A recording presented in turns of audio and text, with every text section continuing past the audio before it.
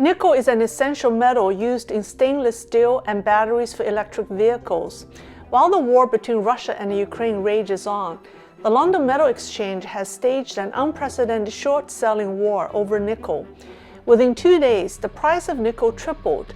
This caused a short squeeze on the Chinese nickel mining giant TSINGSHAN'S after it bet the price would go down. The Chinese government, the London Metal Exchange, and multinational banks came to the company's rescue. As they tried to save China's top nickel and stainless steel producer from losing billions of dollars, are they also destroying the trust that has sustained a 145-year-old market exchange? Hello, welcome to my show. I'm Lei. Since China gained economic prominence, it has been scooping up assets overseas, including some historical institutions that are the mainstay of the capitalist world. We should ask ourselves, have we unknowingly allowed the CCP to change the way we do business through these acquisitions? There's a lesson or two we can learn from the recent drama on the London Metal Exchange. The London Metal Exchange, or LME, is the world's largest metals market. 10 years ago, in 2012, the Hong Kong Stock Exchange bought LME for 1.4 billion sterling pounds. This hefty price was 180 times the LME's annual profit. At the time, investors said that Hong Kong overpaid.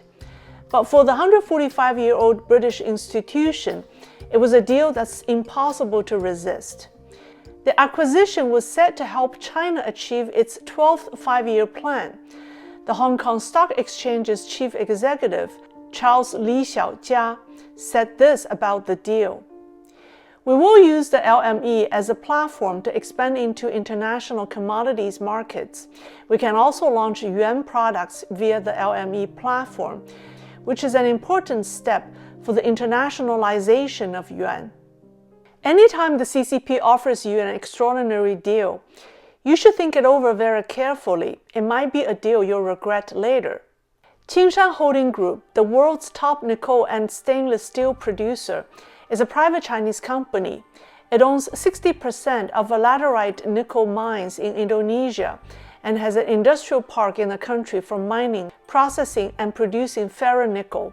It is a strategically important company for the CCP's Belt and Road Initiative in Southeast Asia. Tsingshan had been building a substantial short position in nickel in the futures market since last year, betting the commodity price would fall. However, the war in Ukraine and the sanctions against Russia have pushed nickel prices up as Russia accounts for 10% of the global nickel output. A short squeeze occurred. The nickel price went from $29,000 per metric ton on March 7th to above $100,000 on the 7th. This put tremendous pressure on Tsingshan. It either had to pay off the outstanding short positions, which could mean a loss of $8 to $12 billion, or prove that it has sufficient deliverable nickel to repay in kind, and the deadline was the next day, March the 9th. According to Chinese media, Tsingshan has bet against somewhere around 200,000 metric tons of nickel. That's not a small amount. It's about 5 times the company's annual production and half of China's yearly annual nickel production and imports, which is at 420,000 metric tons. Tsingshan obviously was speculative and placed a highly leveraged bet on a bearish market. The other problem is that Tsingshan produces lower-grade nickel products with 10% and 70% nickel content. Its products don't meet the LME's requirement of at least 98.8% nickel content. So if Tsingshan couldn't secure 200,000 metric tons of refined nickel within a day, it would have to incur huge losses. To rescue Tsingshan out of the hole it dug itself into, the Chinese-owned London Metal Exchange canceled all 9,000 trades on March 8th, worth almost $4 billion, and halted trading for a week. This was an unprecedented move, but it gave Tsingshan time to come up with a solution. On March 10th, 2 days after the suspension of trading at the LME, Tsingshan Holding announced that the company had secured sufficient amount of nickel to meet the delivery requirement. Mainland Chinese media reported that Beijing allowed TSINGSHAN to tap into the state's nickel inventory, which belongs to China's National Reserve Bureau. A Chinese finance news portal quoted a Chinese trader as saying, "Thank goodness it was on the LME and not the CME, which is the Chicago Mercantile Exchange." Other than feeling relieved, the Chinese saw their initial overpriced investment in LME from 10 years ago being well spent. However, the LME's action has enraged other traders. They say the exchange crossed the line by picking a side when it should have remained neutral. They accused the LME of saving the Chinese firm from blowing up a highly leveraged bet by taking money from other traders. The Financial Times quoted an investor calling LME Soviet Metal Exchange. The Wall Street Journal reported a hedge fund manager cutting his positions on the LME by 90% because he couldn't put his clients' money on the line. On March 14th, TSINGSHAN announced that it reached a standstill agreement with a consortium of banks led by JP Chase, and which included Standard Chartered and BNP Paribas.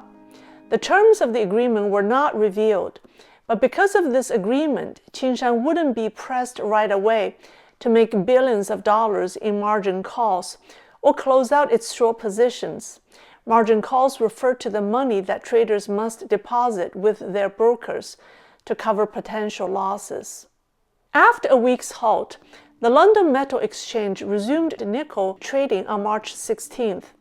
Nickel price fell as expected, but the LME had to suspend online trading and cancel trades once again for technical issues. A mess, embarrassing, disorderly is how a trader described the day and said that people will start thinking about moving away from the London Metal Exchange. Before being sold to the Chinese, the LME had been owned by its members. Its biggest shareholders were JP Chase, Goldman Sachs, and family-owned trading firm Medist. They sold the exchange to China for profit, but might have ruined the future of the British institution as the trust people have in the organization is gone. One of my fans asked me, why would Western companies continue to collaborate with China when they know the Chinese are stealing trade secrets and not to be trusted? The answer is that CCP targets human weakness and takes care of the decision makers in a way that they cannot resist. All business people want to make money. Aside from offering you the money you can't resist, the CCP also offers something even harder to resist: prestige. Let me give you an example. When JP Chase CEO Jamie Dimon visited Hong Kong last November, he caused a public outcry when he skipped the city's strict 3-week COVID quarantine and visited the city for 30 hours. Hong Kong's chief executive explained his special treatment, saying that Mr. Dimon runs a very large bank and is important to the city's economy. Such logic would not fly in a democratic world. The CCP uses power as a tradable commodity to reward those whom it thinks are important or wants to corrupt. Mr. Dimon already got lots of money, so the CCP knows that money doesn't work as well as the prestige of skipping 3 weeks of isolation in a Hong Kong hotel. So, if you're a business leader who has to delegate a person to handle the CCP, here's my advice.